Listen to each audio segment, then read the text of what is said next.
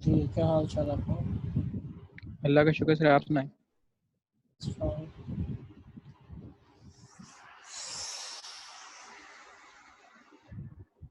लोग आहिस्ता आहिस्ता ज्वाइन कर रहे हैं।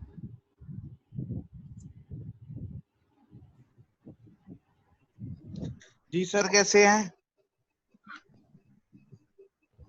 I'm fine, thank you. Sir फिर आप पहुंच गए थे कल घर सेफ एंड साउंड? जी जी माशाल्लाह, 4 बजे निकला था और पौने 8 बजे पहुंचा था। सर इतनी लेट? जी हाँ, ट्रैफिक जैम, ट्रैफिक प्रॉब्लम? बारिश। जी जी।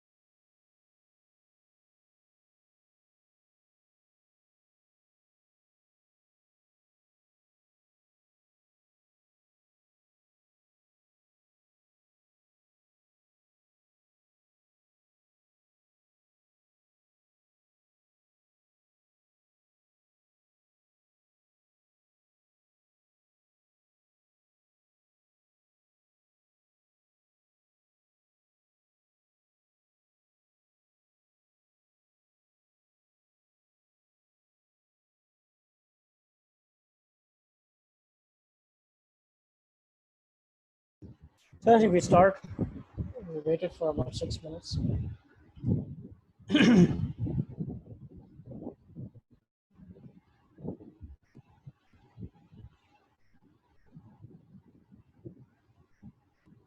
जी स्क्रीन शेयर हो गई आपके पास? Yes, sir. Yes sir. चलें, ग्रेट। अच्छा जी,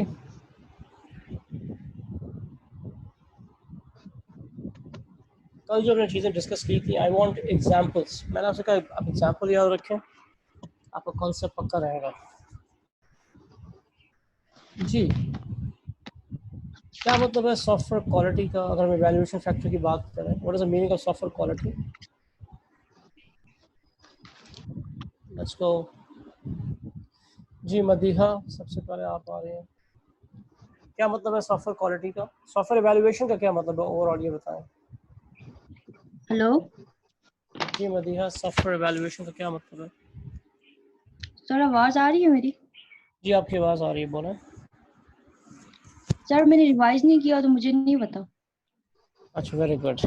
रिवाइज करने की ज़रूरत नहीं है, मैंने आपसे इसीलिए कहा कि अगर आपको एग्जाम्पल याद रहती है तो कॉन्सेप्ट याद रहता है। खैर जी, शेख उवैस, जी सर।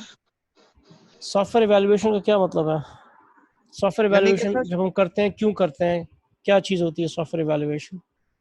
सर सॉफ्टवेयर वैल्यूएशन को यानी कि किसी चीज को सॉफ्टवेयर को इवैल्यूएट करना है, उसमें उसकी बेटर परफॉर्मेंस के बारे में जानना है, इसलिए उसको कौन सा evaluate सॉफ्टवेयर किया इवैल्यूएट जाता करना है?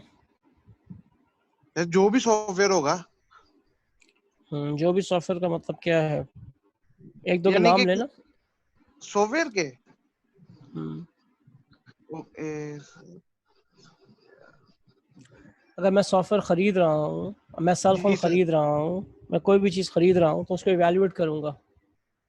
Yes yes sir, no? उसके बारे में जानूंगा कि ये क्या चीज है, ये कैसे रन करता है, और मेरे क्या पास अगर सिलेक्ट। तीन तीन ऑपरेटिंग सिस्टम्स हैं तो तीनों को इवैल्यूएट करूँगा जी सर। कि इनमें से कौन सा अच्छा है। अगर मेरे पास 4 कोटेशंस आई हुई हैं एंटीवायरस की, तो मैं इवैल्यूएट जी करूँगा कौन सा अच्छा है। ये या यस मैं सर जो फिर। अपना अकाउंटिंग का सॉफ्टवेयर बना रहा हूँ, या एग्ज़ाम का सॉफ्टवेयर बना रहा हूँ, या अपना बैंकिंग का जी सर। सॉफ्टवेयर बना रहा हूँ, बनाने में तो ज़ाहिर है कि इवैल्यूएशन नहीं होगा, लेकिन अगर मैं ख़रीद रहा हूँ अकाउंटिंग का सॉफ्टवेयर, बैंकिंग का सॉफ्टवेयर, तो उसका भी इवैल्यूएशन होगा। जी सर। ठीक है, मेन थिंग इज एग्जाम्पल। जी अगर सर। सर्विस एक्विजिशन का क्या मतलब है जी? जी आसिम जहूर, सर्विस एक्विजिशन का क्या मतलब है?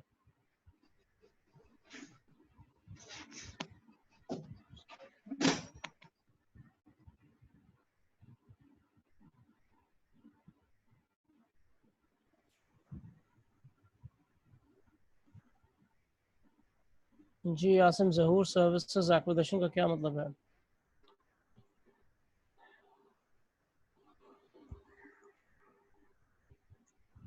गुड है यार। जी नेक्स्ट इज आयशा मलिक।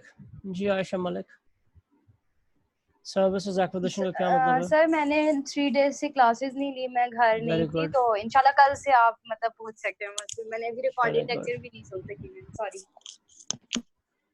चलो नेक्स्ट इज काशिफ लतीफ। जी what is services acquisition? Yes sir, बोलिएगा दोबारा। मैं सर्विसेज सर्विस एक्विजिशन का क्या मतलब है? सर वो पुरानी टेक्नोलॉजी नई टेक्नोलॉजी में सेट हो जाते, जो हम नई खरीद रहे हैं वो पुरानी टेक्नोलॉजी में सेट हो जाए।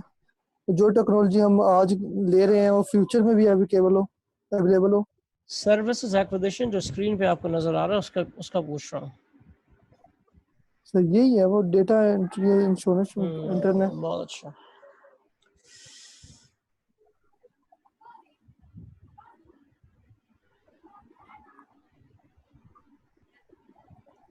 Yes sir. जी Daniyal Khan, what is services acquisition?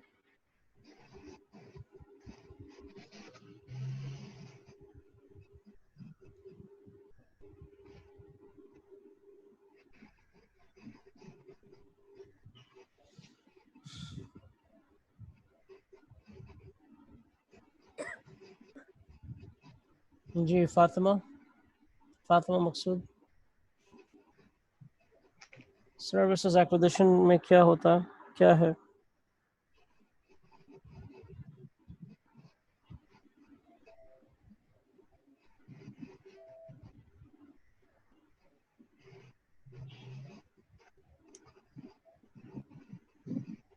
जी फातिमा बोलें।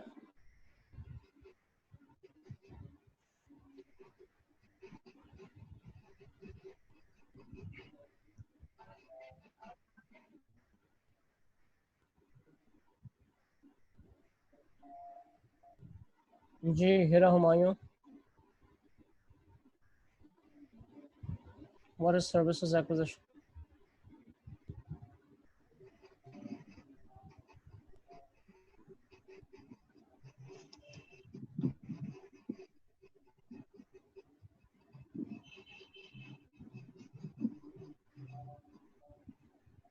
सर जो सर्विसेज हमारी आपकी नीड्स आवाज़ पे बहुत हल्की डिपेंड आ करती रही है है, वो हम ज़ोर से बोलें। सर जो सर्विसेज हमें चाहिए होती है अपने नीड्स के मुताबिक हम उन्हें रिक्वायर करते कौन हैं, कौन सी सर्विसेज चाहिए होते हैं जब सिस्टम बन रहा है? लाइक हम्म, इंटरनेट, ठीक है, और कौन सी सर्विस चाहिए?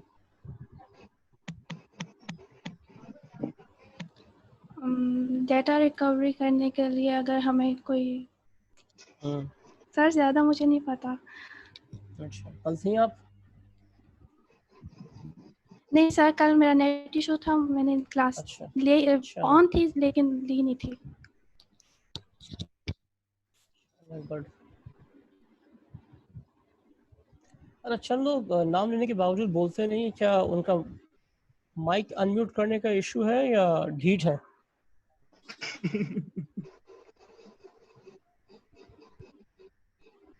हो सकता है किसी का माइक अनम्यूट करने का इशू आ रहा हो। जी दानियाल, आपका माइक अनम्यूट हो रहा है या नहीं हो रहा? चैट में बता दें आप, यस नो।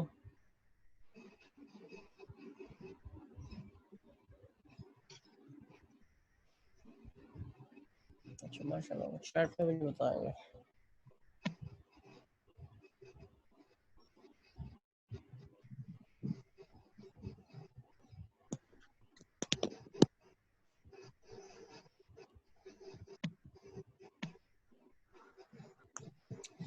अच्छा हम आगे चल रहे हैं, लेकिन एक चीज़ मैं आपको बता दूं, इससे अगला टॉपिक हम उसी वक्त पढ़ेंगे जब लोग इन तमाम टॉपिक्स को पीछे hardware, software, network, MIS, database और ये SDLC,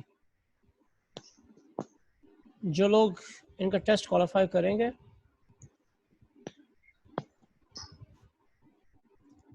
उनको फिर हम आगे लेकर चलेंगे, क्योंकि आगे और इशू आएगा। टेक्नोलॉजी का ऑडिट है और अगर आपके पास चीज़ क्लियर नहीं है तो we will not move on, we will not let those people come in, let's have only serious people.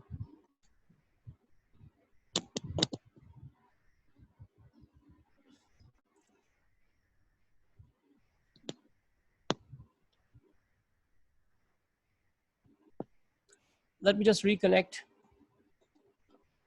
हम बात कर रहे थे सिस्टम इम्प्लीमेंटेशन की, और सिस्टम इम्प्लीमेंटेशन जब आप करते हैं तो उसमें आपके पास एक ऑपरेशनल सिस्टम आ जाता है और उसमें आपको 7 काम करने होते हैं।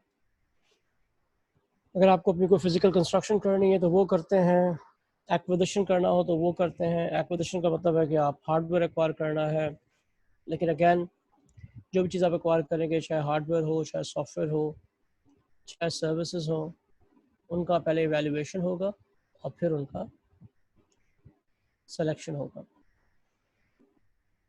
अगली चीज़ है आपके पास यहाँ पर सॉफ्टवेयर डेवलपमेंट और प्रोग्रामिंग। मैंने कई दफ़ा ये चीज़ कही कि आप सॉफ्टवेयर बना भी सकते हैं और सॉफ्टवेयर ख़रीद भी सकते हैं, ठीक। कुछ सॉफ्टवेयर तो हम हमेशा ही ख़रीदते हैं, जैसे ऑपरेटिंग सिस्टम है, फायरवॉल है, आगे पढ़ेंगे फायरवॉल क्या है, ऑपरेटिंग सिस्टम है, एंटीवायरस है, फायरवॉल है, ये तो हमेशा ही हम ख़रीदते हैं। लेकिन जो हमारा मेन सॉफ्टवेयर होता है, जैसे हमारा एग्ज़ाम का सॉफ्टवेयर है या अकाउंटिंग का सॉफ्टवेयर है या बैंक का सॉफ्टवेयर है या स्टोर का सॉफ्टवेयर है। इसमें हमारे पास हमेशा ऑप्शन होता है कि हम बना भी सकते हैं और ख़रीद भी सकते हैं। तो पीछे हमने देखा कि अगर वो अकाउंटिंग का सॉफ्टवेयर भी हम ख़रीद रहे हैं तो उसका इवैल्यूएशन करके हम ख़रीद लेंगे। लेकिन अगर हमने फैसला किया कि हम ख़रीदेंगे नहीं, बनाएंगे, तो फिर इसका मतलब है कि सॉफ्टवेयर डेवलपमेंट या प्रोग्रामिंग होगी। जी, ये बात समझ आ रही है? Need feedback on this? Yes, sir. Yes, Okay, sir. everyone, and I don't want one or two people speaking up. Yes sir. Sir और जो नहीं बताता और वो फिर ये कहता है कि जी मुझे चीज़ समझ में नहीं आई थी, तो ज़ाहिर है this is not our fault. Sir जी बोले। जी क्या कह रहे हैं? आपकी आवाज़ नहीं आ रही।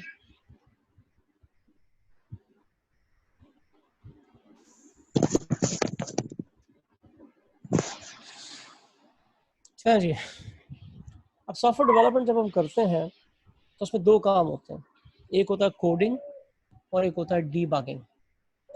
ना कोडिंग क्या है? कोडिंग के लिए ये पहली लाइन आप याद रखें, this is coding. Coding is writing instructions in a computer language.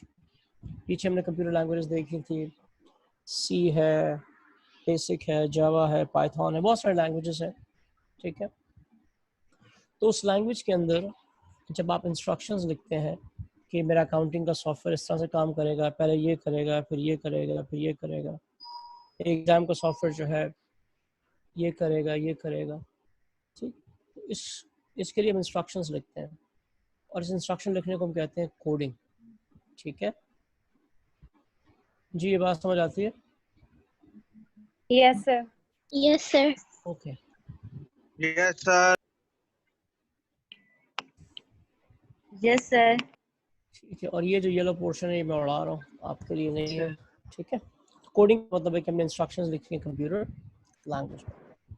अच्छा, जब आप कोडिंग करते हैं, इंस्ट्रक्शंस लिखते हैं, तो ज़रूरी नहीं है कि उसके अंदर गलती ना हो। इनफैक्ट जब भी हम कोडिंग करते हैं तो उसमें बहुत सारी गलतियाँ होती हैं, बहुत सारे एरर्स होते हैं।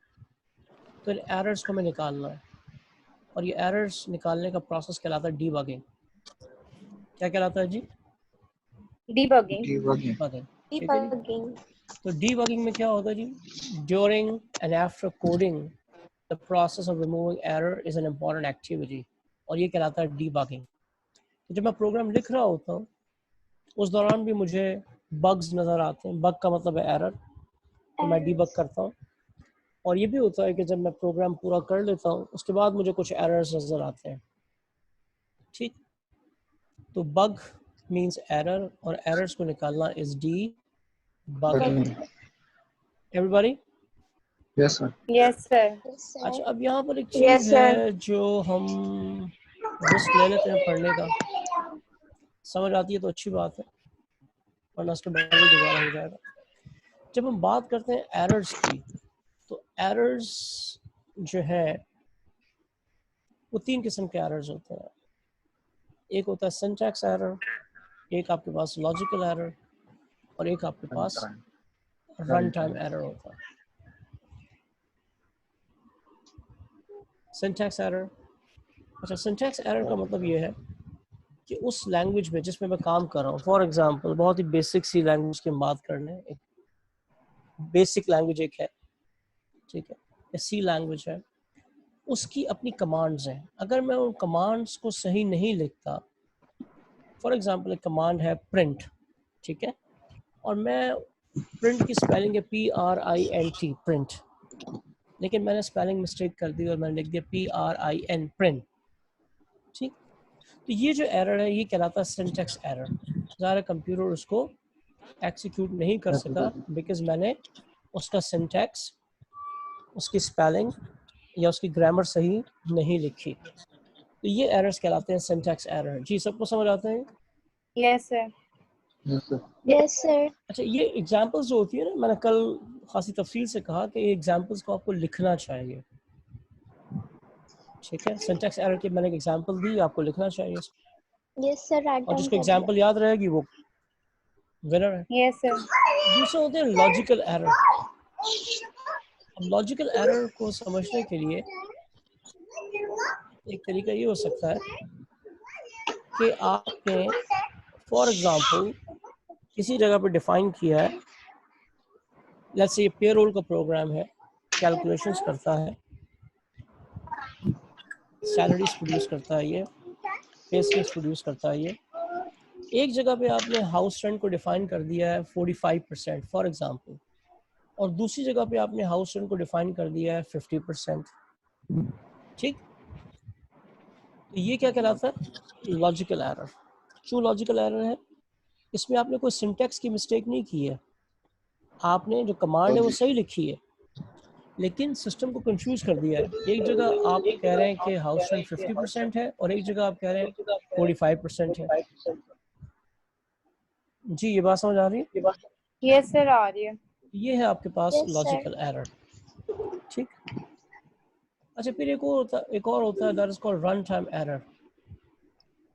रन टाइम एरर ये होता है, इसके लिए भी अगेन आप मिसाल याद रखें। पहले मैं आपको मैनुअल मिसाल दे रहा हूँ, फिर कंप्यूटर मिसाल। एक रनर है, एक भागने वाला बंदा है, स्प्रिंटर है, एथलीट है, रोजाना भागता है। एक दिन वो भागते भागते गिर पड़ा, वो भागते भागते गिर पड़ा। अच्छा, फिर वो उठ के भागना शुरू हो गया। तो अब रोजाना तो वो नहीं गिरता, लेकिन जिस दिन वो गिरा है उस दिन उस लम्हे कुछ हुआ होगा। Yes no? पाँव मुड़ यस गया सर। होगा Yes, उसका, sir. उसके पाँव के नीचे पत्थर आ गया होगा, कुछ ऐसा ही है। Yes yes sir. सर। ठीक है ना? तो इसका मतलब है कि यहाँ ना तो सिंटैक्स एरर है ना लॉजिकल एरर है। उस लम्हे सिस्टम में कोई गड़बड़ हुई और उसकी वजह से उस लम्हे वो सॉफ्टवेयर चलना रुक गया। ये कहलाता है रन टाइम एरर। और उसकी बहुत सारी मिसालें आपने देखी होंगी।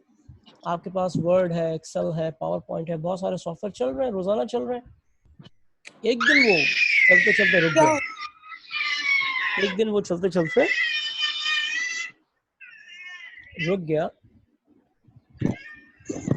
फिर आपने चलाया तो सही चलना शुरू हो गया। तो ये जो एरर होता है, this is called run time error, जो कभी कभी किसी वजह से आ गया होगा। ठीक, और वो वजह अगर दोबारा होगी तो ये एरर आएगा, और वो वजह नहीं होगी तो वो एरर नहीं आएगा। नहीं है।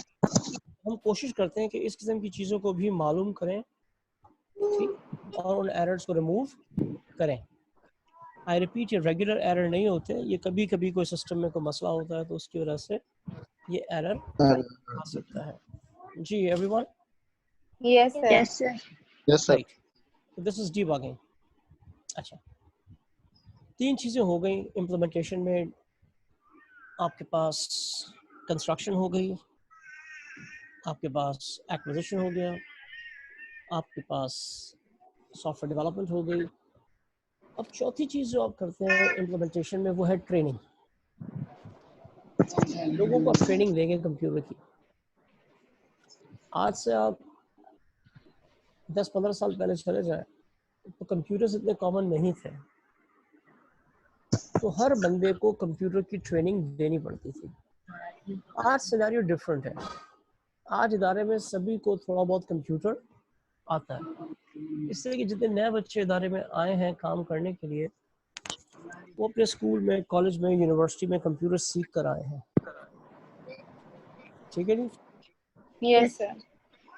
तो इसका मतलब उन्हें बेसिक ट्रेनिंग की ज़रूरत तो नहीं है, लेकिन वो जो सॉफ्टवेयर आपने स्पेशल सॉफ्टवेयर ख़रीदा है या बनाया है, अकाउंटिंग का सॉफ्टवेयर या स्टोर का सॉफ्टवेयर, ये कैसे चलता है, इसकी ट्रेनिंग की ज़रूरत है। Yes no? Yes Yes, sir. sir. Yes sir. ज़रा तफसील से देखते हैं।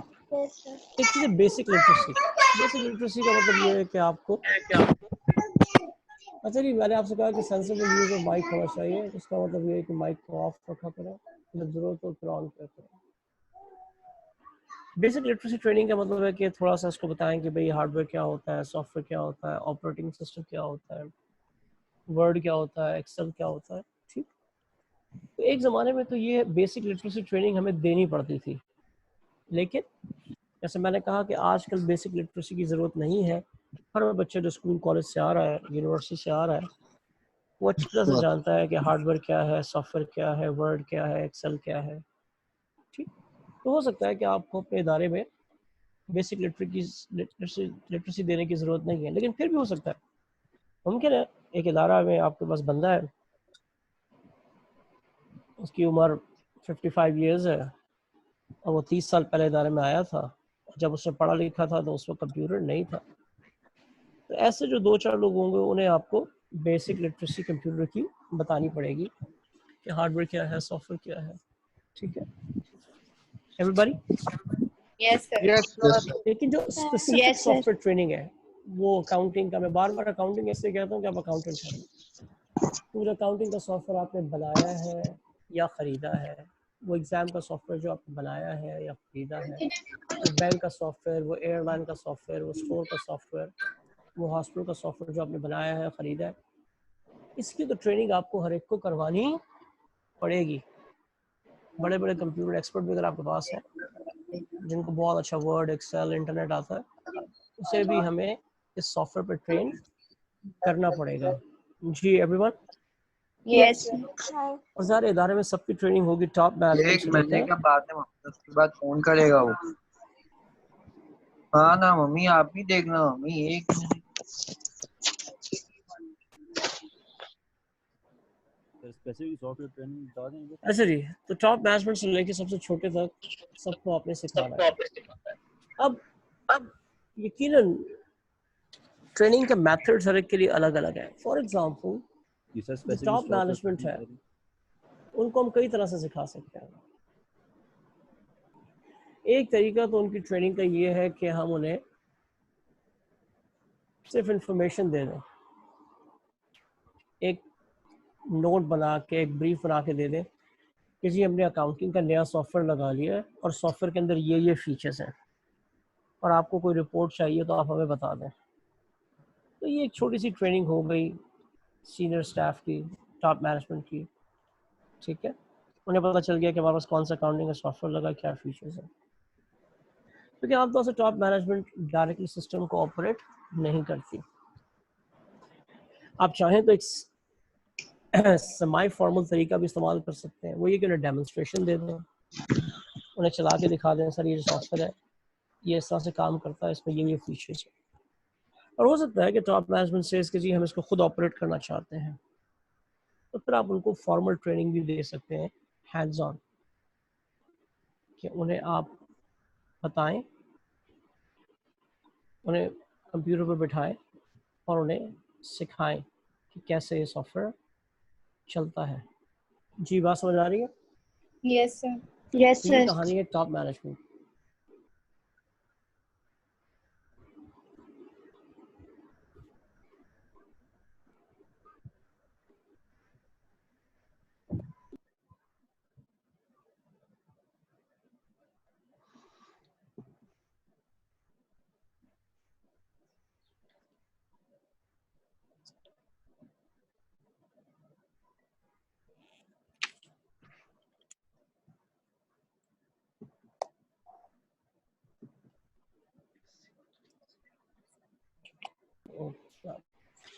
अच्छा जी, अब मिडिल एंड सुपरवाइजरी मैनेजमेंट जो है वो आमतौर से सिस्टम को ज़्यादा इस्तेमाल करते हैं।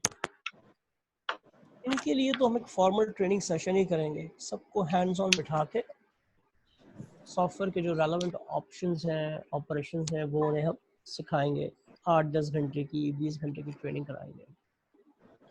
सबसे ज़्यादा जो ट्रेनिंग की ज़रूरत है वो है फ्रंट लाइन स्टाफ को। फ्रंट लाइन स्टाफ कौन सा? जो पब्लिक डीलिंग कर रहा है। अब बैंक के अंदर जो बंदा काउंटर पर बैठा हुआ है उसको इस बैंकिंग सॉफ्टवेयर का एक एक ऑप्शन पे कमांड होनी चाहिए ताकि वो तेज़ी से उसे ऑपरेट कर सके। ठीक है, क्योंकि अगर फ्रंट लाइन स्टाफ जो पब्लिक डीलिंग कर रहा है इस सॉफ्टवेयर को इस्तेमाल करते हुए अगर वो थोड़ा सा भी ढीला होगा तो लाइनें लग जाएंगी। तो इनको तो आपने बहुत ज़्यादा फॉर्मल ट्रेनिंग देनी है, एक एक ऑप्शन सिखाना है। ठीक है, जो भी ऑप्शंस यूज़ करने हैं उन्होंने वो अच्छी तरह से उन्हें सिखाएं ताकि वो पब्लिक डीलिंग अच्छी तरह से कर सकें और कस्टमर के मसलों को हल कर सकें। जी, यहाँ तक बात समझ आती है? जी सर, एक बार दोबारा बता यस दो। सर। Yes, sir. जी सर, फ्रंट लाइन बता देंगे। फ्रंट लाइन का मतलब क्या होता है? जो पब्लिक डीलिंग का स्टाफ है। मैंने आपको मिसाल दी, बैंक में जब आप जाते हैं तो आप बाकी मैनेजर से तो डील नहीं करते। वहाँ जो बंदा बैठा हुआ है काउंटर पे, जिसको आप टेलर कह रहे होते हैं, आप उसके पास जाते हैं, पैसे डिपॉजिट करते हैं, वो सिस्टम को यूज़ करते वक्त डिपॉजिट करता है, या आप पैसे विड्रॉ करते हैं तो वो सिस्टम को यूज़ करते हुए आपको कैश देता है, ठीक है। या आप किसी स्टोर में जाते हैं तो वहाँ पर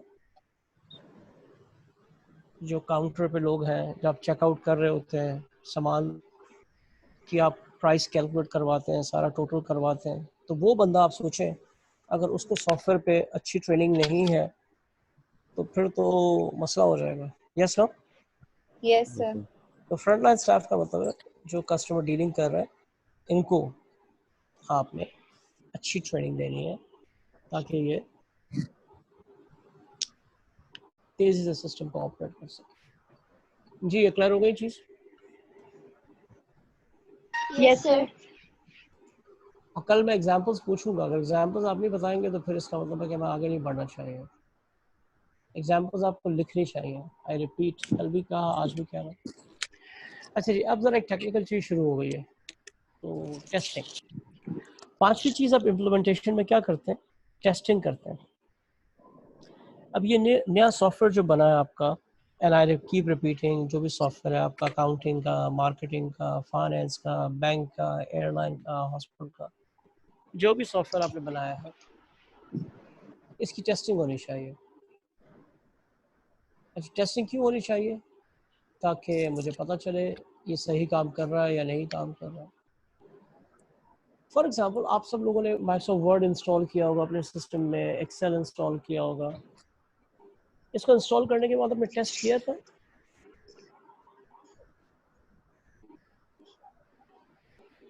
जी, किसी ने टेस्टिंग Yes, की sir. थी कि सही काम कर रहा है नहीं कर रहा? जी बिल्कुल सर, किया था। अच्छा, मेरे ख्याल से तो नहीं किया होगा। वो Sir, आपने अपने मैंने नहीं इत्मीनान, करा। हाँ, अपने इत्मीनान के लिए किया होगा, वरना आपको पता है कि ये इतना रिलायबल सॉफ्टवेयर है, करोड़ों कंप्यूटर में इंस्टॉल हुआ हुआ है, तो आपने लगाया होगा और सीधा इसके अंदर अपना जो भी काम करना है वो काम शुरू किया होगा। किसी ने इसके Yes, अंदर sir. बैठ के टेस्टिंग नहीं की होगी। ठीक है, किसी को शौक होगा तो उसने की होगी, लेकिन ये इतना रिलायबल सॉफ्टवेयर है, इतने लोगों के पास लगा हुआ है कि हम इसको लगाते हैं और चलाते हैं। Yes no? Yes, sir. लेकिन ज़रा एक सॉफ्टवेयर जो मैंने भी बनाया है नया, यस मुझे नहीं सर। क्या पता है कि सॉफ्टवेयर इतना अच्छा है, एरर फ्री है, तो मैं उसकी टेस्टिंग करता हूँ। अब टेस्टिंग में बहुत सारे इश्यूज हैं और हम सारे इश्यूज को एक एक करके देख लेते हैं। पहला इशू ये है कि टेस्टिंग का पर्पस क्या है। टेस्टिंग का पर्पस ये होता है कि अगर मैं टेस्टिंग नहीं करूंगा तो मैं कैसे कह सकता हूँ कि सॉफ्टवेयर सही है। थोड़ी खतरनाक एग्जांपल ले रहे हैं, से कि ये आपका, कम खतरनाक ले लें एग्जाम्पल, एग्जाम का सिस्टम है। अब इसमें मैं टेस्टिंग करूंगा कि भाई ये रिजल्ट सही प्रोड्यूस कर रहा है या नहीं कर रहा। ऐसा तो नहीं है कि मैं अपना डेटा डालता हूँ स्टूडेंट्स का और ये जो स्टूडेंट जिन्हें पास होना चाहिए उनका रिजल्ट फेल दिखाता है और जो फेल होना चाहिए उनका रिजल्ट पास दिखाता है। तो मेरे पास इत्मीनान होना चाहिए कि नहीं, ये सही काम कर रहा। तो पर्पस क्या है कि मैं देखूं कि सही काम कर रहा है या नहीं कर रहा। एक स्टोर है, स्टोर में यहाँ चेकआउट पे सिस्टम लगा हुआ है, अगर वो सिस्टम सही कैलकुलेशंस नहीं कर रहा तो जाहिर है कस्टमर की इनवॉइस गलत बनेगी। ठीक, सब कम पेमेंट ले सकते हैं, ज़्यादा पेमेंट ले सकते हैं। तो पर्पस ऑफ टेस्टिंग दो है। एक परफॉर्मेंस टेस्टिंग। परफॉर्मेंस टेस्टिंग का मतलब ये है कि हम चेक करें कि इसकी परफॉर्मेंस सही है, ये सही काम कर रहा है या नहीं कर रहा। हमने जब सिस्टम डिज़ाइन किया था तो हमने इन्वेस्टिगेशन की थी, फीजिबिलिटी की थी, एनालिसिस किया था, डिज़ाइन किया था।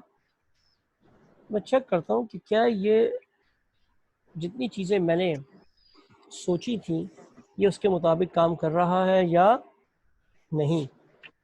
ठीक, मैंने सोचा था कि ये 1 घंटे में 10,000 रिकॉर्ड प्रोसेस करेगा, तो कर रहा है या नहीं। मैंने सोचा था कि ये सिस्टम जो है 1 घंटे के अंदर 10,000 मार्कशीट्स छाप देगा, तो ये कर रहा है या नहीं। तो परफॉर्मेंस टेस्टिंग, ठीक है, जो परफॉर्मेंस हमने सोची थी वो हमें मिल रही है या नहीं। दूसरा जो पर्पस होता है दैट इज यूजेबिलिटी टेस्टिंग। अच्छा, याद करें यूजेबिलिटी का हम पढ़ चुके हैं, मतलब यूजर फ्रेंडलीनेस। तो मैं देखना चाहता हूँ कि ये सिस्टम यूजर फ्रेंडली है या नहीं, इसे चलाना आसान है या मुश्किल है। जी everyone. Yes, sir. Yes sir. अच्छा, ये हो गए 2 पर्पसेस। अब टेस्टिंग में इन्वॉल्व कौन कौन होता है? खासे लोग होते हैं इसमें। टेक्निकल साइड के लोग भी इन्वॉल्व होते हैं और यूजर साइड के लोग भी इन्वॉल्व होते हैं, बिजनेस साइड के लोग भी इन्वॉल्व होते हैं। ठीक, हर कोई अपने इत्मीनान के लिए टेस्टिंग करता है। हम एक मिसाल लेते हैं, एक अकाउंटिंग का सॉफ्टवेयर है जो हमारे फाइनेंशियल रिपोर्टिंग के लिए हमने बनाया है। तो अब जब ये बन रहा है या ऑलमोस्ट मुकम्मल हो गया है, तो उसकी टेस्टिंग कौन कौन करेगा? Let's see. एक तो उसकी टेस्टिंग करेगा प्रोग्रामर। सबसे पहले तो प्रोग्रामर करेगा। क्यों? इसलिए कि इसीलिए तो प्रोग्राम लिखा है सारा का सारा। ये जितनी कोडिंग हुई है, जितनी प्रोग्रामिंग हुई है, ये प्रोग्रामर ने की है।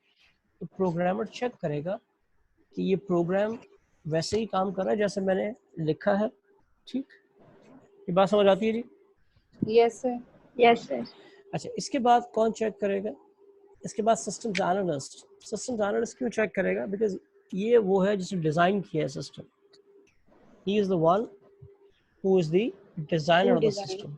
तो वो चेक करेगा कि भाई ये सिस्टम जो है एज पर माई डिज़ाइन काम कर रहा है या नहीं। ठीक है।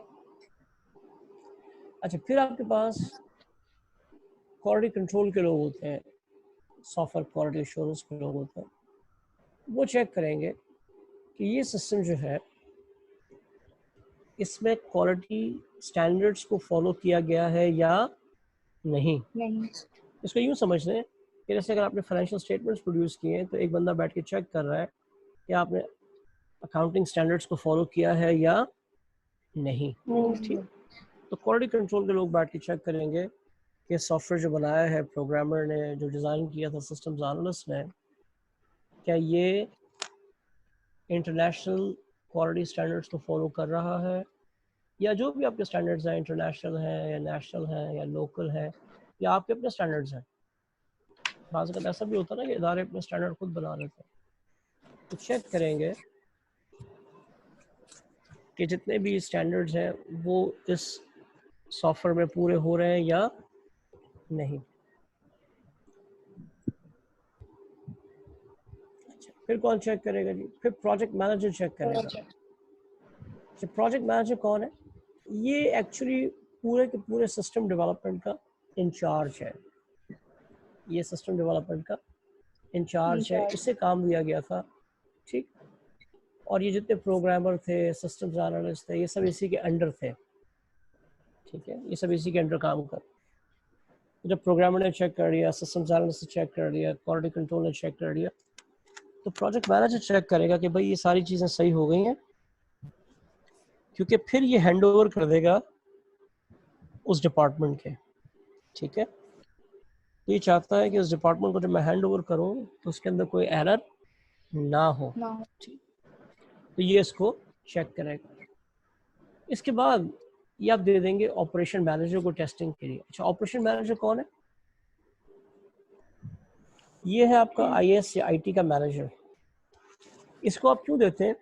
इसलिए कि प्रोजेक्ट मैनेजर की जिम्मेदारी है कि सॉफ्टवेयर को डेवलप करे, बन जाए, फिर उसकी छुट्टी हो जाएगी, उसकी जिम्मेदारी ख़त्म हो जाएगी, और ये सॉफ्टवेयर जो है अब रन करेगा आईटी मैनेजर की सुपरविजन में। ठीक है, क्योंकि अब इसमें जो भी मसले आएंगे उसको कौन देखेगा? आईटी मैनेजर, ठीक। फॉर एग्जांपल ये अकाउंटिंग का सॉफ्टवेयर है और ये अकाउंट्स डिपार्टमेंट में चल रहा है, जब भी कोई गड़बड़ होगी, टेक्निकल गड़बड़ होगी, तो लोग किसके पास जाएंगे? आईटी मैनेजर के पास। यार ये देखें सॉफ्टवेयर में ये मसला हो गया।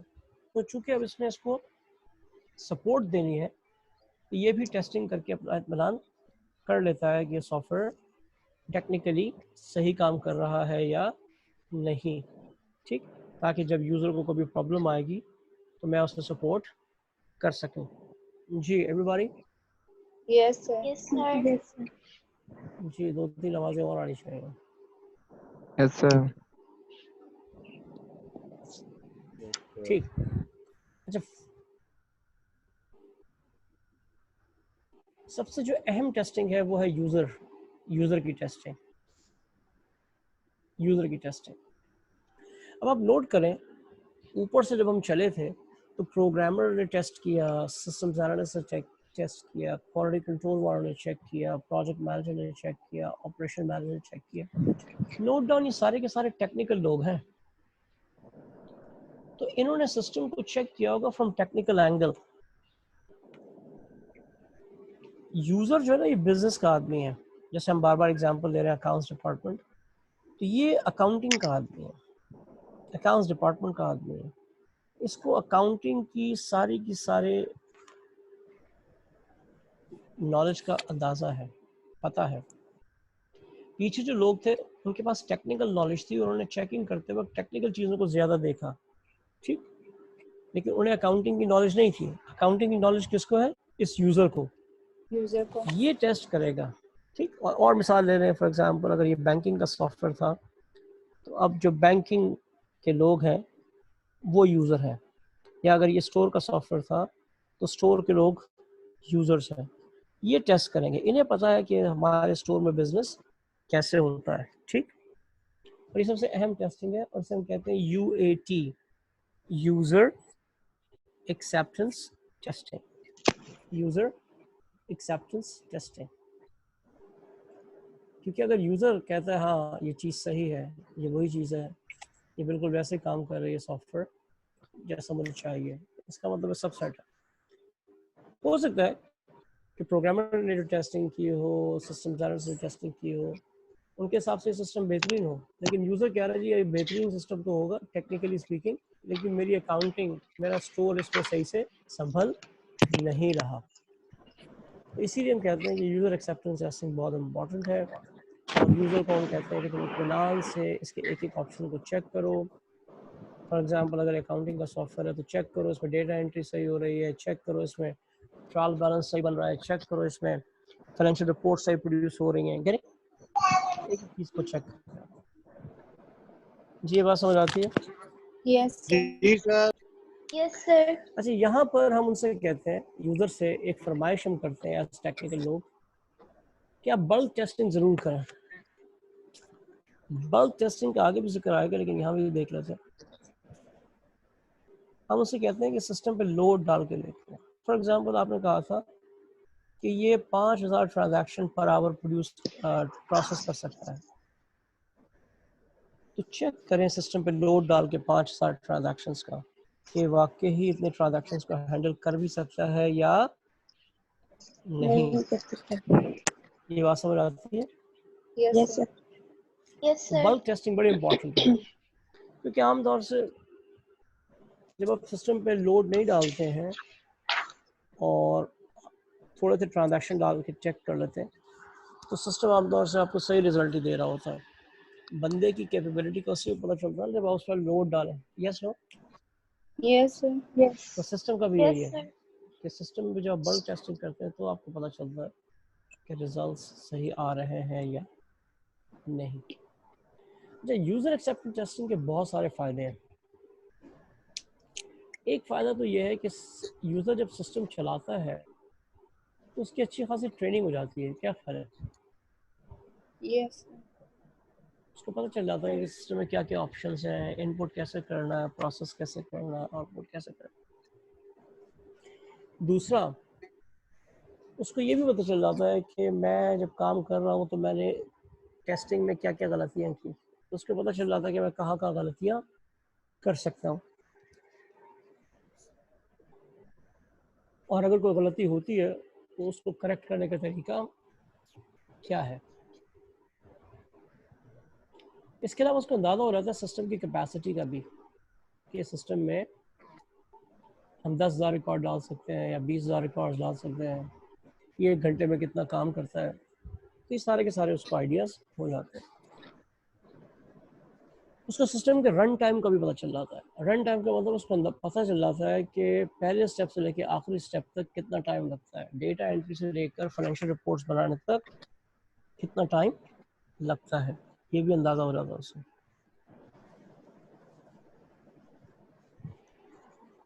जी, everyone with me? Yes, Yes, sir. sir. Good. उसको ये भी अंदाज़ा हो जाता है कि क्या चीज़ें मुझे मैन्युअली करनी है, क्या कंप्यूटर पे होंगी। ठीक है ना। फॉर एग्जांपल अगर ये अकाउंटिंग का सॉफ्टवेयर है तो उसे पता चला कि मुझे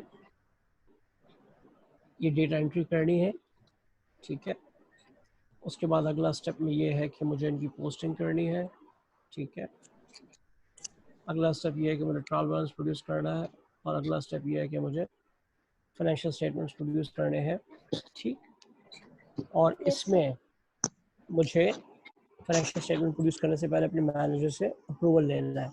तो पता चला कि एक मैनुअल स्टेप है मैनेजर से अप्रूवल, और बाकी सारे के सारे स्टेप्स जो हैं वो कंप्यूटर पे आपने डायरेक्टली करना है। Yes no? Yes, sir. उसको ये Yes, भी sir. पता चल जाता है कि क्या चीज़ कंप्यूटर पे करनी है, क्या चीज़ मैनुअली करनी है। चलो,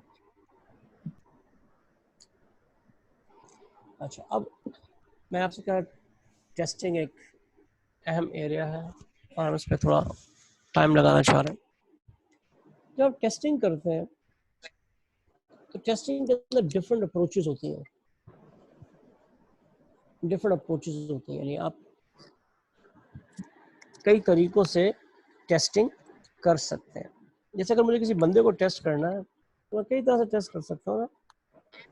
फॉर एग्जांपल मैं उसका हुलिया देख के भी टेस्ट कर सकता हूँ, उससे बातचीत करके भी टेस्ट कर सकता हूँ, उसको कोई काम दे के भी टेस्ट कर सकता हूँ। Yes no? Yes, sir. तो अभी जो अकाउंटिंग का सॉफ्टवेयर मैंने बनाया है, या स्टोर का सॉफ्टवेयर मैंने बनाया है, या एयरलाइन का सॉफ्टवेयर मैंने बनाया है, इसकी टेस्टिंग हम करेंगे। ठीक। और टेस्टिंग के लिए आमतौर से 2 अप्रोचेस होती हैं आपके पास। 2 अप्रोचेस, एक होती है स्टैटिक, एक होती है डायनामिक।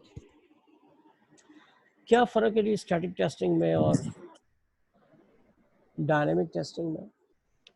एक मिसाल लेते हैं कंप्यूटर से हटकर, फिर वापस कंप्यूटर पे आएंगे। अगर आप एक गाड़ी खरीद रहे हैं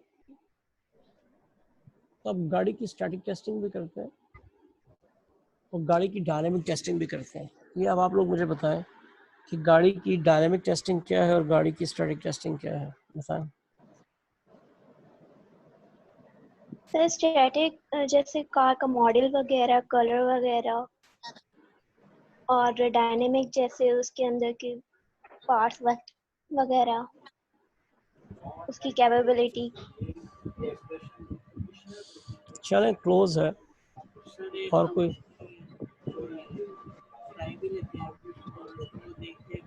जी, आपकी आवाज़ बहुत हल्की आ रही है, दोबारा बोलो।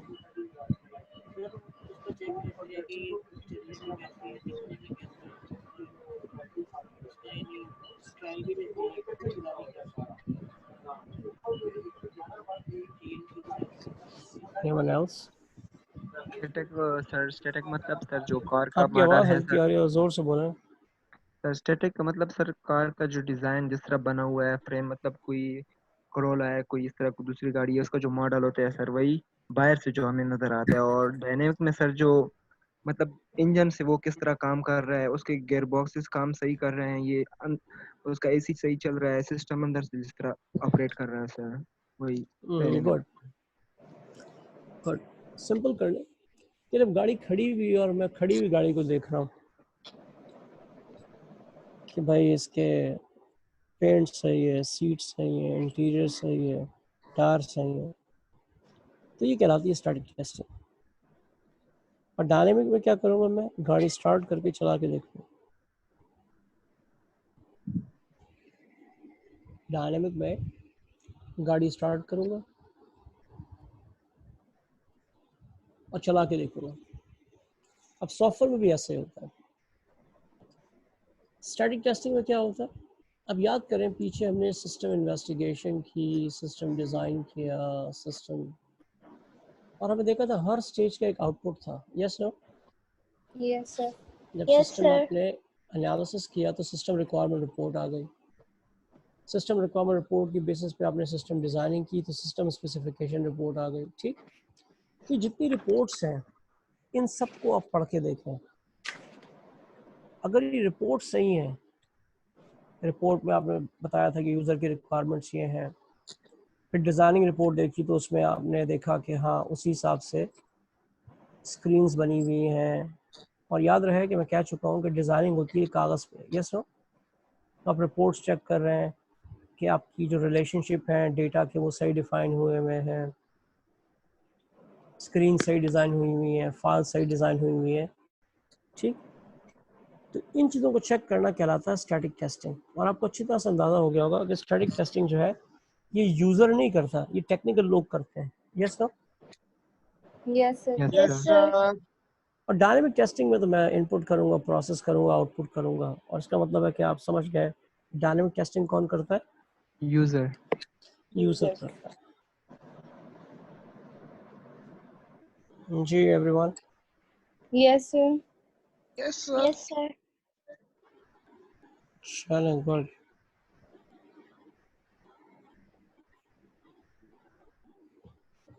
अच्छा जी, अब टेस्टिंग के हम देखते हैं स्टेजेस। टेस्टिंग के स्टेजेस, कई स्टेजेस हैं। ज़ाहिर आप देखिए कोई भी चीज़ आप टेस्ट करते हैं तो स्टेजेस में टेस्ट करते हैं।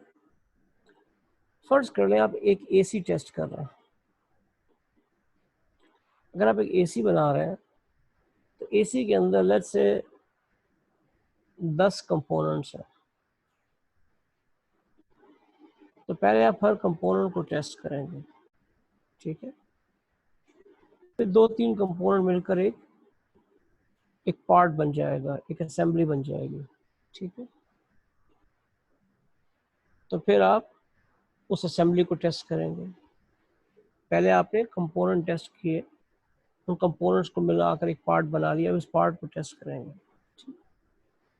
और ऐसे बहुत सारे पार्ट्स मिलके पूरा एसी बनेगा, और ये सारे पार्ट्स को लगा के फिर आप एसी बना के एसी को टेस्ट करेंगे। क्या ये बात समझ आई आपको? Yes, sir. सबको Yes, समझ आ sir. गई? दोबारा रिपीट कर दे ये वाली बात।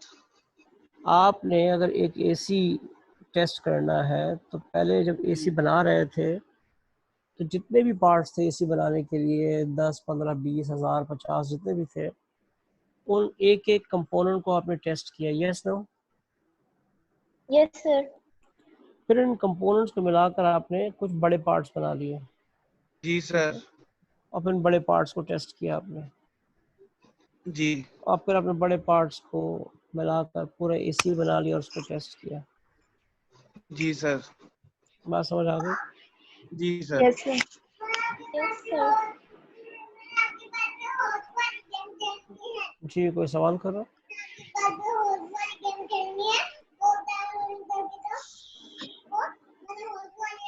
आगे चलो जी। जी Yes, सर। sir.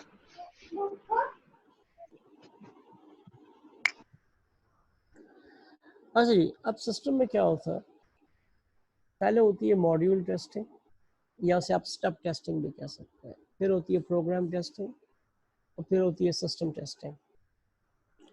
तो सिस्टम टेस्टिंग को आप समझें एसी की टेस्टिंग है, और एसी मिलकर बना है बहुत सारे पार्ट्स से। Yes no? तो उसे आप कह लें प्रोग्राम, और एसी का हर पार्ट के अंदर बहुत सारे कंपोनेंट्स लगे हुए हैं। Yes no? Yes sir.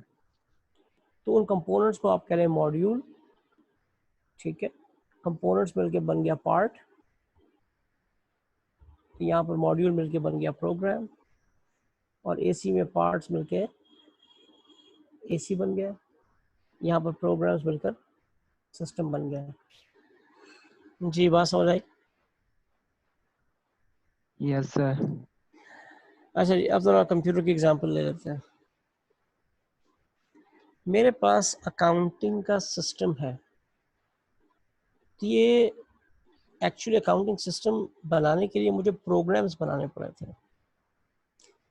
एक प्रोग्राम था डेटा एंट्री का, एक प्रोग्राम था पोस्टिंग का, एक प्रोग्राम था ट्रायल बैलेंस जनरेट करने का, एक था बैलेंस शीट जनरेट करने का, एक था कैश फ्लो स्टेटमेंट बनाने का। तो बहुत सारे प्रोग्राम्स थे। इन सारे प्रोग्राम्स को मिलाया तो मेरा बना था accounting system. Yes no? Yes, sir. Yes sir. तो सिस्टम के अंदर बहुत सारे प्रोग्राम थे, लेकिन अब जो प्रोग्राम था ना उसके अंदर जो पार्ट्स होते हैं उन्हें हम कहते हैं मॉड्यूल। फॉर एग्जांपल मेरे पास, ये समझाने के लिए मैं आपको एग्जांपल दे रहा हूँ, मेरे पास जो डेटा एंट्री का प्रोग्राम था उसके अंदर दो पार्ट्स थे। एक डेबिट एंट्री करने का पार्ट था, एक क्रेडिट एंट्री करने का पार्ट था। Yes no? Yes sir. Yes ठीक है ना? सर। तो मैंने डेबिट एंट्री करने का पार्ट, उसको आप मॉड्यूल कह लें या स्टब कह लें, वो बनाया, उसको चेक किया। फिर मैंने क्रेडिट एंट्री करने का पार्ट कह लें, मॉड्यूल कह लें, स्टब कह लें, वो बनाया, उसको चेक किया। जब ये दोनों पार्ट बन गए, सही बन गया, टेस्ट हो गया, तो मैंने इनको मिलाकर एक प्रोग्राम या एक यूनिट बना दिया और उसका नाम रख दिया डेटा एंट्री। Sir. जी ये बात समझ आ रही? Yes, sir. आई रिपीट, मैंने एक मॉड्यूल क्रेडिट एंट्री का था, एक मॉड्यूल डेबिट एंट्री का था। ये दो मॉड्यूल बनाए, दो पीसेस बनाए, इनको अलग अलग चेक किया, फिर इनको मिलाकर एक प्रोग्राम बना दिया। ये मेरा डेटा एंट्री का प्रोग्राम बन गया। इसी तरह से मेरा एक प्रोग्राम होगा फाइनेंशियल स्टेटमेंट्स का, ठीक है ना? वो प्रोग्राम, डेटा एंट्री का प्रोग्राम, इनको मिला दिया तो मेरा सिस्टम रेडी हो गया। Yes no? Yes, sir. बस यही चीज़ है कि हम पहले एक एक जो पार्ट होता है, मॉड्यूल होता है, उसको बनाते हैं, उसको टेस्ट करते हैं, ठीक है? फिर इन मॉड्यूल्स को मिलाकर प्रोग्राम बनाते हैं, फिर इस प्रोग्राम को टेस्ट करते हैं। अच्छा, मॉड्यूल्स को मिलाकर प्रोग्राम बना के क्यों टेस्ट करते हैं? उसकी वजह कि बाज़ औक़ात मॉड्यूल्स अलग अलग सही काम कर रहे होते हैं, लेकिन जब उन्हें हम एक प्रोग्राम की शक्ल में इकट्ठा करते हैं तो हो सकता है वो सही काम ना करें। तो इसीलिए हम मॉड्यूल्स को मिलाकर जब प्रोग्राम बनाते हैं तो उन्हें भी टेस्ट करते हैं। ये बात समझ आ रही है जी? Yes, sir. और फिर जब प्रोग्राम सारे बन जाते हैं तो उनको मिलाकर एक सिस्टम बन जाता है और फिर पूरे सिस्टम को टेस्ट करते हैं। क्यों पूरे सिस्टम को टेस्ट करते हैं? Because there is a possibility कि प्रोग्राम अलग अलग तो सही काम कर रहे थे लेकिन वो मिलकर सही काम ना करें। बिल्कुल ऐसे ही कि एसी के पार्ट्स अलग अलग सही काम कर रहे थे, लेकिन जब उन पार्ट्स को मिलाकर एसी पूरा किया तो हो सकता है कि वो एसी सही काम ना करे। ठीक? Everybody understands? Yes Yes, sir. sir. फिर रिपीट कर देता हूँ मैं, सिस्टम कैसे बनता है। सिस्टम में पहले मॉड्यूल्स बनाते हैं, छोटे छोटे पार्ट्स बनाते हैं, उन पार्ट्स को मिलाकर फिर प्रोग्राम्स बनाते हैं और प्रोग्राम्स को मिलाकर हम सिस्टम बनाते हैं। ठीक है एवरीबॉडी? और जब मॉड्यूल्स बनते हैं तो पहले उन्हें Yes, टेस्ट sir. करते हैं, और मॉड्यूल्स मिलकर जब प्रोग्राम बन जाते हैं तो फिर उन्हें टेस्ट करते हैं, और जब प्रोग्राम्स मिलकर सिस्टम बन जाता है तो उसे टेस्ट करते हैं। लेकिन एक ख़ास बात यह है कि सिस्टम को हम 2 दफ़ा टेस्ट करते हैं। ऐसे तो बहुत दफ़ा टेस्ट करते हैं, लेकिन मेनली हम 2 दफ़ा टेस्ट करते हैं, एक ऑफलाइन और एक ऑनलाइन। ऑफलाइन का मतलब है कि सिस्टम को यूज़र को देने से पहले जब मैं टेस्टिंग कर रहा हूँ तो ये ऑफलाइन टेस्टिंग है, और जब मैंने यूज़र को दे दिया और वो टेस्टिंग कर रहा है तो ये क्या कहलाती है? Online testing. ठीक है, सिस्टम को मैंने यूज़र को दे दिया, उसके पास लगा दिया और वो टेस्टिंग कर रहा है तो ये कहलाएगी ऑनलाइन टेस्टिंग। जी एवरीबॉडी? Yes, sir. जी बाकी लोग यस जिंदा, सर। और 2-4 लोग बताएं वो भी जिंदा है। जी जी सर। Yes, sir. अच्छा, 2 लोग मजीद जिंदा हैं। Yes sir. सर मेरे तो नेट का बहुत इशू है, मैं तो इसलिए ऑन नहीं कर रहा माइक। जी जी आपका तो मैं देख रहा हूँ आ रहे हैं जा रहे हैं। वही कहना सर, मैं नेट का बहुत इशू चल रहा है। नहीं ये 2-3 दिन से कुछ ज़्यादा इशू आ रहा है। एनीवेज सर ब्रेक ले ले। ब्रेक डाले यार, ब्रेक का कोई फायदा नहीं होता, हम इसको 4 बजे ऑफ कर लेंगे, दैट्स बेटर। ठीक है सर, 4 बजे तक चलें बाद ऑफ सर, कर दें। ठीक है जी सर बोलें। सर, आपकी जी मर्जी। जी बोलें बोलें बोलें। सर ये ऑफलाइन टेस्टिंग को सर हम स्टैटिक टेस्टिंग कह सकते हैं, क्योंकि सर ये दोनों ही जो है सर ये मतलब नहीं, डिजाइनर। ऑफलाइन को आप स्टैटिक नहीं कह सकते। मैंने आपसे कहा स्टैटिक में तो आप सिस्टम चला के देखते ही नहीं है ना, यहाँ तो सर सिस्टम तो चला रहे हैं। फ़र्क ये है कि एक ये है कि मैं आपको सॉफ्टवेयर बना के दे रहा हूँ, तो जब मैं एक सॉफ्टवेयर डेवलपमेंट कंपनी हूँ, मैं जब अपने पास टेस्टिंग कर रहा हूँ तो इसे मैं कह सकता हूँ ऑफलाइन टेस्टिंग। बड़ा अच्छी से एक लाइन लिखी हुई है, इस लाइन को पढ़ लेते हैं। चले, okay sir, thank you sir. Line ये लिखी हुई है कि this is done twice offline before giving to the user. मैंने आपको दिया नहीं है, सिस्टम बना के मैं खुद ही टेस्ट कर रहा हूँ, ये ऑफलाइन टेस्टिंग है। फिर मेरा इत्मीनान हो गया कि यार ये सही है, तो ये मैंने आपको दे दिया और मैंने आपसे कहा आप इसको टेस्ट करें। अब आप अकाउंट्स डिपार्टमेंट हैं, आप इसको चेक कर रहे हैं अपने 10 लोगों की मदद से, तो this is called online testing. ठीक है, okay sir, thank you sir. Yes, sir.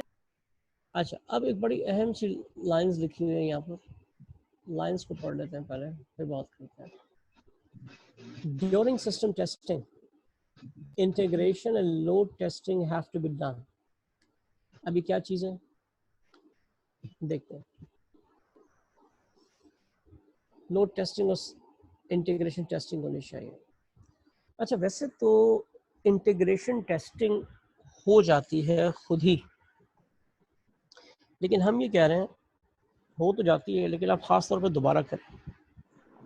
क्या चीज़ है इंटीग्रेशन टेस्टिंग? देखिए थोड़ा ह्यूमन एग्जांपल ले लेते हैं, फिर मशीन की और फिर कंप्यूटर पे आ जाता है। दो लोग बहुत ज़बरदस्त लोग हैं, लेकिन क्या ये ज़रूरी है कि when they work as a team they do well?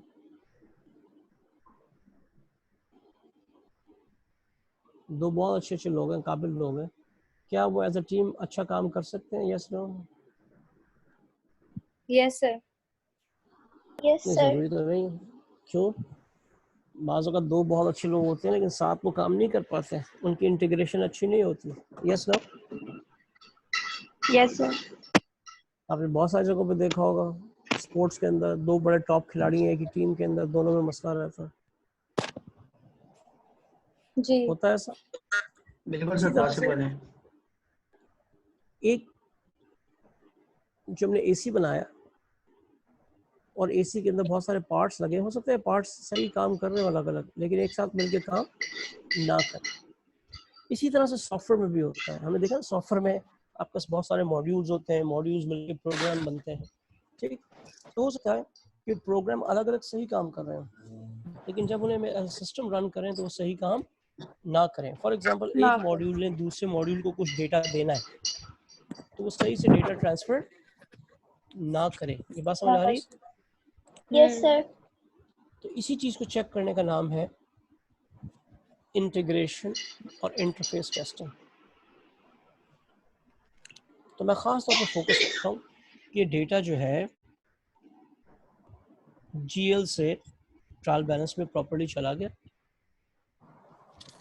Trial balance से प्रॉपर्ली, क्योंकि ट्रायल बैलेंस का प्रोग्राम और फाइनेंशियल स्टेटमेंट का प्रोग्राम आपस में लिंक होंगे ना, और डेटा आपस में एक दूसरे से शेयर करेंगे। गेटिंग? तो क्या वो प्रॉपर्ली sir. डेटा शेयर कर रहे हैं या नहीं कर रहे हैं? और अगर नहीं कर रहा है तो फिर इसका मतलब है कि ये अलग अलग तो सही काम कर रहे थे लेकिन मिलकर काम सही नहीं कर रहे। तो इन चीज़ों पर फोकस करना इस कॉल्ड इंटीग्रेशन टेस्टिंग और इंटरफेस टेस्टिंग। जी बात समझ आती है? Yes, sir. Yes, sir. Load testing का हल्का सा जिक्र पहले भी आया था, दोबारा कर लेते हैं। तो सिस्टम पे लोड डाल के देखें। फॉर एग्जांपल आपने कहा जी ये सिस्टम जो है ये 5000 कस्टमर्स के स्टेटमेंट प्रोड्यूस कर सकता है पर डे। तो कहने पे ना जाए, 5000 कस्टमर्स के स्टेटमेंट्स प्रोड्यूस करके देखें। ठीक है, आपने कहा था कि वेबसाइट हमने बनाई है ये डेली के 10,000 ऑर्डर ले सकती है, तो 10,000 ऑर्डर लेकर देखें। पता चला आपने सोचा था कि 10,000 प्रैक्टिकली स्पीकिंग जब इस पे 7,000 लोग आए तो वेबसाइट क्रैश कर गई। Yes no? Yes sir. इस किस्म की Yes, चीज़ों को हम sir. कहते हैं लोड टेस्टिंग या स्ट्रेस टेस्टिंग या बल्क टेस्टिंग। जी everyone? Yes, sir. Yes sir. जबरदस्त। सर ये आप आपने बेटा कहाँ टेस्ट से पढ़ाया है? सॉरी ये आपने कहाँ से पढ़ाया? मेरा नेट बार बार डिस्कनेक्ट हो रहा है तो मुझे पता नहीं चल रहा। अभी ये मैंने दोबारा कहाँ से पढ़ा है? ये अभी थोड़ा ये सा मैंने जो सामने चीज़ आ रही है इसी से पढ़ा है, लेकिन नहीं कहाँ नहीं वो मैं तो मींस कनेक्ट के कर कौन देता से हूँ। पता कर आपसे? मैं आपको कनेक्ट कर रहा हूँ। हम टेस्टिंग पढ़ रहे थे। जी सर, ठीक है? टेस्टिंग तो आपने पढ़ा दिया था। हाँ, उसी में भी पर्पस हमने पढ़ लिया है, कौन कौन लोग इन्वॉल्व होते हैं वो पढ़ लिया है, जी सर। अप्रोचेस हमने पढ़ ली हैं। अब आप देख लें आप कहाँ तक कनेक्टेड थे। ठीक है, उसके बाद स्टेजेस हमने भी पढ़ लिए हैं। जी सर। अब हम आ गए डेटा पे। अब यहाँ Data पर ये भी एक टेक्निकल चीज़ है जी सर। और ज़रा फेस टू फेस में इसको पढ़ने पढ़ाने में बड़ा मज़ा आता है। जी सर। चले, जब हम टेस्टिंग करते हैं तो टेस्टिंग में डेटा तो चाहिए होगा ना। फॉर एग्जांपल अगर ये एयरलाइन है, एयरलाइन रिजर्वेशन सिस्टम है, तो पैसेंजर्स का डेटा चाहिए होगा। अगर ये बैंक है तो कस्टमर्स का डेटा, डिपॉजिट्स एंड विड्रॉल्स का डेटा। अगर एग्ज़ाम सिस्टम है तो स्टूडेंट्स के मार्क्स का डेटा। Yes no? तो Yes, टेस्टिंग के लिए sir. डेटा चाहिए होगा और ये बड़ी अहम चीज़ है। हमारे पास बहुत सारा डेटा होना चाहिए। एक अच्छी लाइन लिखिए, इनएडिक्वेट डेटा इज़ वेरी डेंजरस। अगर आपने वो जो मैं आपसे पीछे कह कर आया हूँ ना अभी कि बल्क टेस्टिंग करनी है, ये एग्ज़ाम का सिस्टम है। आप कहते हैं कि जी 1 लाख स्टूडेंट्स का रिजल्ट प्रोड्यूस कर सकता है 4 घंटों में, तो करके देखें। अब चला आपने सोचा था कि 4 घंटों में 1 लाख स्टूडेंट्स का रिजल्ट प्रोड्यूस हो जाता है, लेकिन जिस दिन प्रैक्टिकली 1 लाख स्टूडेंट्स का डेटा आया तो सिस्टम बैठ गया। ठीक, तो अब बात ये कि टेस्टिंग करने के लिए डेटा चाहिए। बहुत ज़्यादा डेटा आएगा कहाँ से, ये भी एक मसला है, लेकिन इसका सोल्यूशन देखते हैं। देखिए, डेटा आपके पास 2 किस्म का होता है। जब हम सिस्टम की टेस्टिंग करते हैं तो 2 किस्म का डेटा यूज़ करते हैं, एक हिस्टोरिकल और एक डमी। डमी को आप टेस्ट डेटा भी कहते हैं। अच्छा, हिस्टोरिकल डेटा क्या है? फॉर एग्जांपल हमारी कंपनी पिछले 30 साल से काम कर रही है, पेपर बेस्ड काम कर रही थी। अब हमने एक कंप्यूटर सिस्टम बना लिया, तो मैंने कहा जो नया कंप्यूटर सिस्टम बनाया अकाउंटिंग का, इसको चेक किया जाए। तो इसको चेक करने के लिए मैंने हिस्टोरिकल डेटा यूज़ किया। हिस्टोरिकल डेटा का मतलब ये है कि वो डेटा जो मेरे पास पहले से पड़ा हुआ है, पिछले 30 सालों का data. Yes no? Yes, sir. Yes, sir. जो 30 सालों का डेटा पड़ा हुआ है, ये मेरा हिस्टोरिकल डेटा है। इस डेटा का फ़ायदा ये है कि ये ऑलरेडी प्रोसेस्ड है। इस डेटा पे रिजल्ट्स प्रोड्यूस हुए हैं, यानी मेरे पास डेटा भी है और रिजल्ट्स भी हैं। Yes no? Yes. Yes, sir. तो मैंने कहा यार एक काम करते हैं, 30 साल पुराना डेटा है लेकिन इतना पीछे नहीं जाते हैं, 2015 से शुरू करते हैं। 2015 की रिपोर्ट्स निकालो, डेटा निकालो और 2015 का डेटा सिस्टम में डालो और सिस्टम से रिजल्ट्स प्रोड्यूस करो, और फिर जो 2015 की रिपोर्टें हमारे पास मैन्युअली कैलकुलेट हुई हुई थी उनसे मैच करो। बात समझ आई? Yes, sir. Yes, sir. अब ज़ाहिर है, Yes, sir. वो जो पिछला डेटा था, रिपोर्ट्स थी, वो हमारे पास एक्यूरेट थी, और अगर सिस्टम यही रिजल्ट्स प्रोड्यूस कर रहा है तो इसका मतलब सिस्टम सही है। ये बात समझ आ रही है जी? Yes, sir. एक तरीका तो हुआ हिस्टोरिकल डेटा से हम टेस्टिंग कर। अगर सिस्टम डिफरेंट रिजल्ट्स देता है तो मोस्ट प्रोबेबली उसकी वजह ये है कि नया सिस्टम सही काम नहीं कर रहा, उसको आप सही कर लें। यस, बट एक मज़े की चीज़ ये भी हो सकती है कि पता चला नया सिस्टम के रिजल्ट्स और पुराने सिस्टम के रिजल्ट्स डिफरेंट आ रहे हैं और हम यही सोच रहे हैं कि यार नया सिस्टम में मसला है, लेकिन देयर इज अ पॉसिबिलिटी कि नया सिस्टम सही हो और पता चला कि पिछले जो रिजल्ट्स हैं आपके पास वो गलत हैं। ऐसा भी हो सकता है, कम होता है ऐसा, बट हो सकता है। क्या ये बात समझ आ रही? Yes, sir. Yes, sir. अच्छा जी, अब बाज़ औक़ात हम टेस्ट डेटा पे जाते हैं। टेस्ट डेटा का मतलब ये है कि मैंने कहा यार ये अकाउंटिंग का सॉफ्टवेयर है या ये मेरा बैंक का सॉफ्टवेयर है, तो बैंक में मैंने कहा कि 10,000 कस्टमर्स का डेटा डाल के देखते हैं। जाली डेटा, डमी का मतलब है जाली है, टेस्ट डेटा है। तो मैंने 10,000 लोगों के नाम, पते, टेलीफोन सोचे, उनके ट्रांजैक्शन सोचे, चेक नंबर, डेट्स, अमाउंट्स, ये सब मैंने सोचे और सिस्टम में डाले और फिर मैंने स्टेटमेंट्स प्रोड्यूस करके देखे। ये सारा का सारा डेटा जो कि जाली डेटा है, मैंने सोचा है, तो ये कहलाता है डमी डेटा। ठीक है, बात समझ आती है जी? Yes, sir. लेकिन मसला ये है कि 10,000 लोगों के नाम, पते, चेक नंबर सोचना ये आसान काम है? No, sir.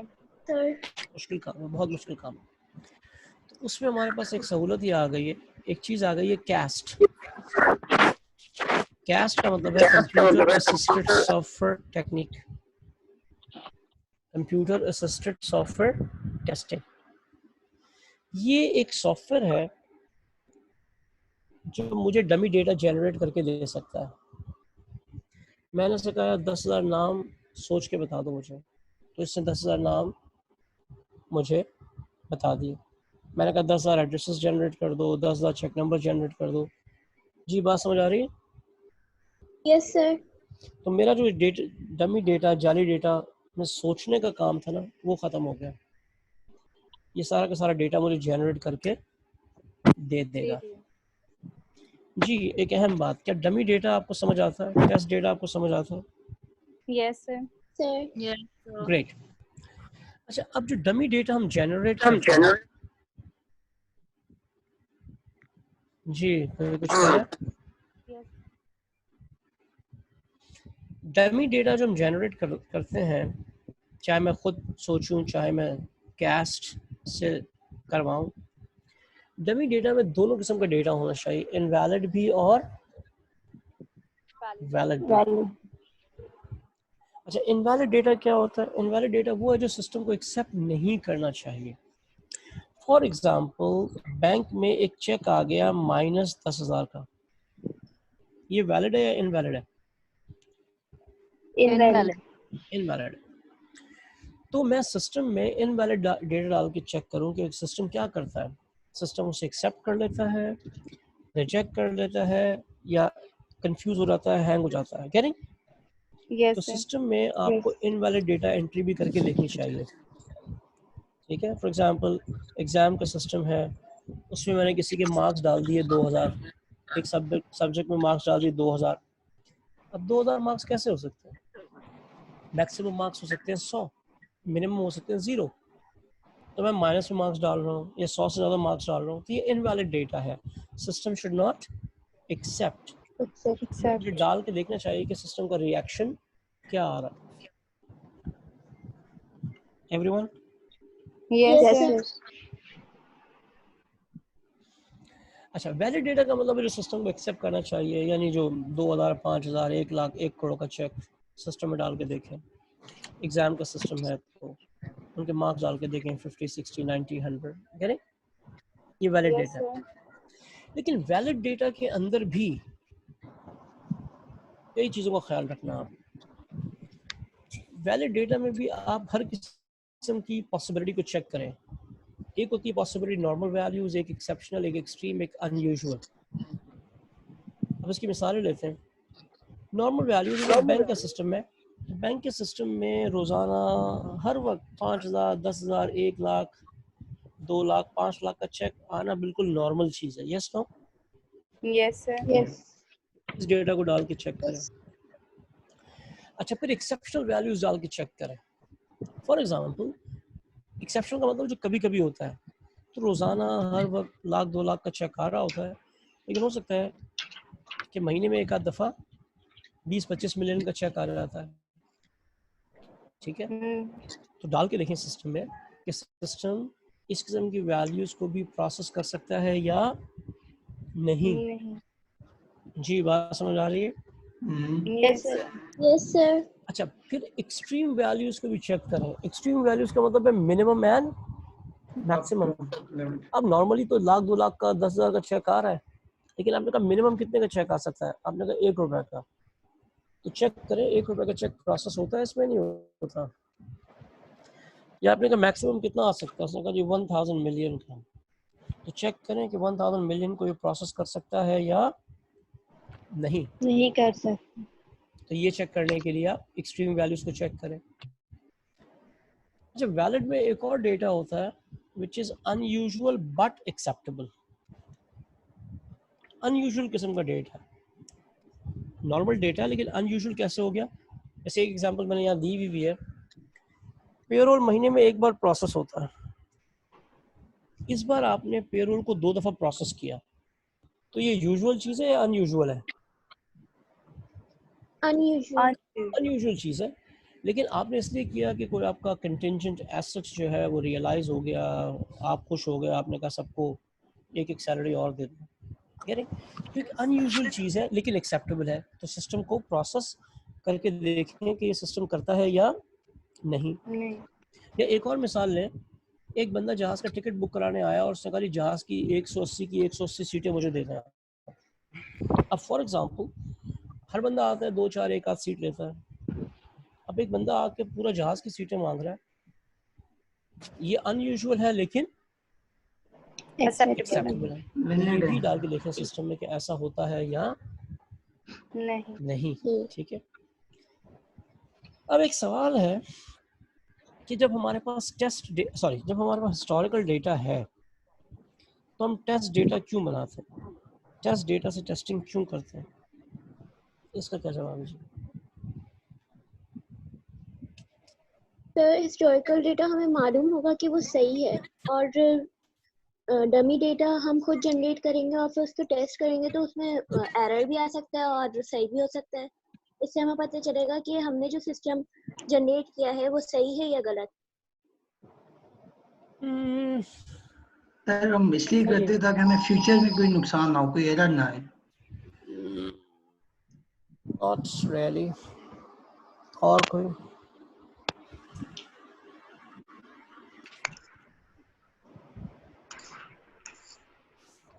और कोई बताएंगे? देखिए हिस्टोरिकल डेटा में देयर इज अ पॉसिबिलिटी कि वहाँ इनवैलिड डेटा तो होएगा ही नहीं ना। Yes no? जी जी, वो तो सारा का सारा वैलिड डेटा था इसीलिए प्रोसेस हुआ। Yes no?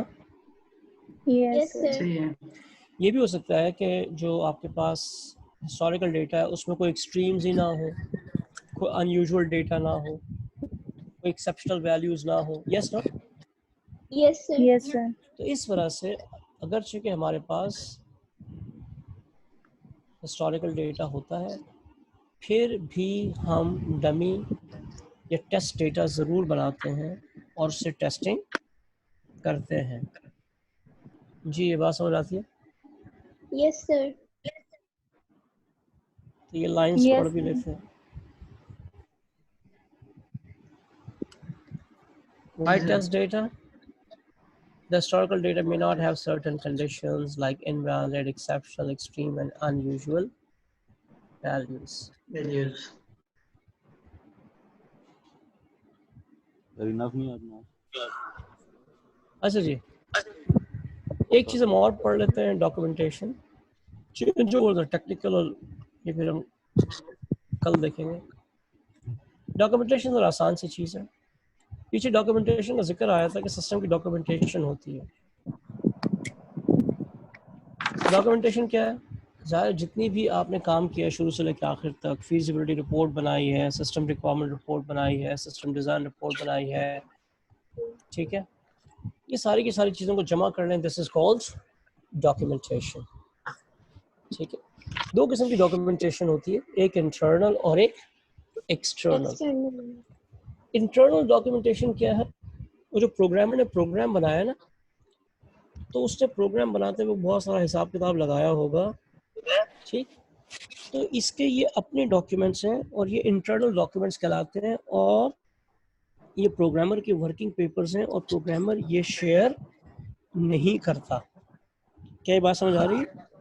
कि जब प्रोग्रामिंग कर रहा था तो उसको जो भी मसले आ रहे थे वो हिसाब किताब लगा रहा था कागज़ पे, तो ये उसके इंटरनल वर्किंग पेपर्स हैं, वो शेयर नहीं करता। लेकिन दूसरी किस्म की डॉक्यूमेंटेशन एक्सटर्नल है, ये शेयर होती है, और इसमें दो किस्म की डॉक्यूमेंटेशन होती है। एक होती है टेक्निकल डॉक्यूमेंटेशन या टेक्निकल गाइड। ये सारे टेक्निकल लोगों के लिए होती है जिन्होंने सिस्टम बनाया है या जो सिस्टम को आगे मेंटेन करेंगे। बिल्कुल ऐसी बिल्डिंग की एक टेक्निकल मैनुअल होता है जिसमें होता है कि पिलर कहाँ है, बीम कहाँ है, ताकि अगर आपने आगे कोई चेंजेस वेंजेस करनी हो तो इन चीज़ों को ख्याल में रखें। तो टेक्निकल डॉक्यूमेंटेशन टेक्निकल लोगों के लिए है जिसकी मदद से वो सिस्टम को मेंटेन करते हैं और उसके अंदर इम्प्रूवमेंट्स लाते हैं। दूसरी आपके पास यूज़र गाइड होती है, यूज़र मैनुअल होता है जो कि हम यूज़र को दे देते हैं। उसमें सारे के सारे स्टेप्स लिखे होते हैं कि ये काम करना तो पहला स्टेप ये, दूसरा ये, तीसरा ये, चौथा ये। मुझे ये बात समझ आती है? Yes, sir. Everyone? Sir user documentation क्या होगा?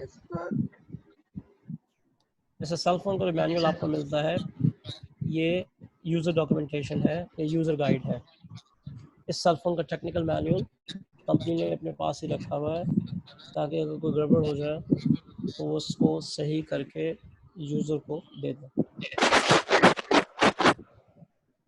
जी एवरीबॉडी? Yes, sir. सर काफी है इतना?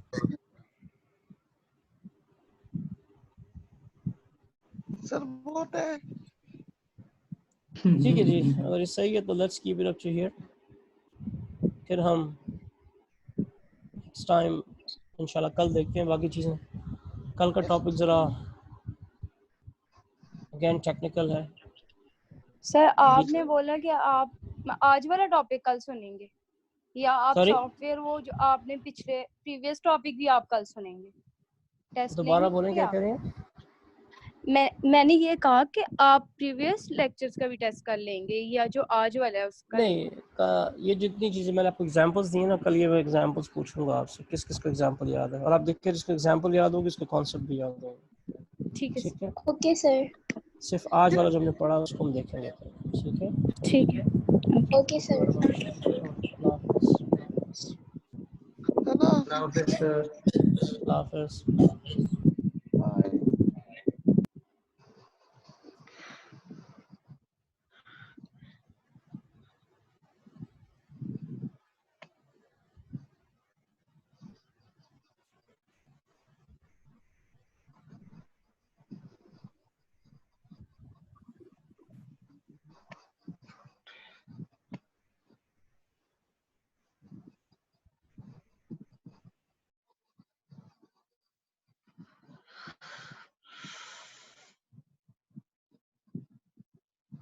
कोई है?